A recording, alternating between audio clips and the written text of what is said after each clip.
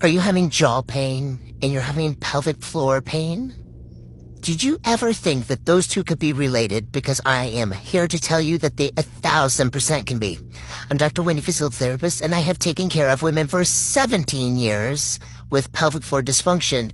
And I wanted to share with you a case that I had today that maybe it'll help you too.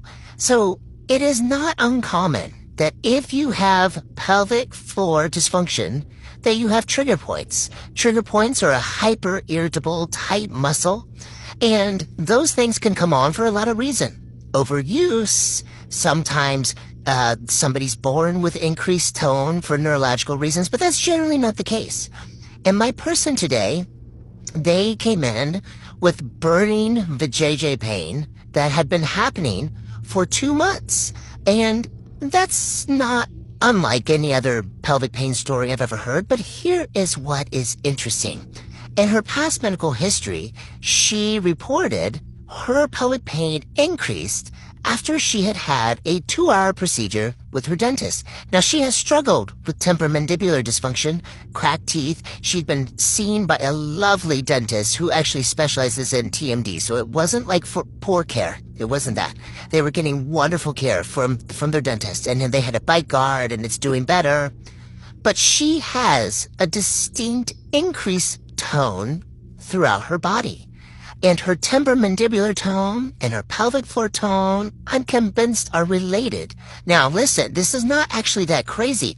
We know that we are not an isolated thing, that our fascia, which is the spiderwebby white stuff that envelops us and helps us keep our muscles stuck to our bone so they don't just fall off the bone.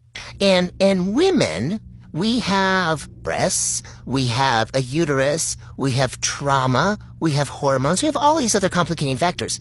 But some anatomists and some people that specialize in fascia will talk about a deep fascial anterior line, the deep front line. If you believe in acupuncture, they will talk about chi and meridians, and this also goes through your liver. But I am here to say, if you are a person who has chronic temporomandibular dysfunction and chronic pelvic floor, even plantar fasciitis, this is deeply entrenched in your fascia and your muscles. So today I was talking with my patient about what supplements does she take? Does she take D3? Because we know D3 is really important for vaginal health. And is she taking magnesium? Maybe we can have her do an Epsom salt bath. But we started today with 15 minutes a day of guided active relaxation because we know that our minds can control the activities of our fascia and our muscles, and that is where we're going to start. Follow for part 2.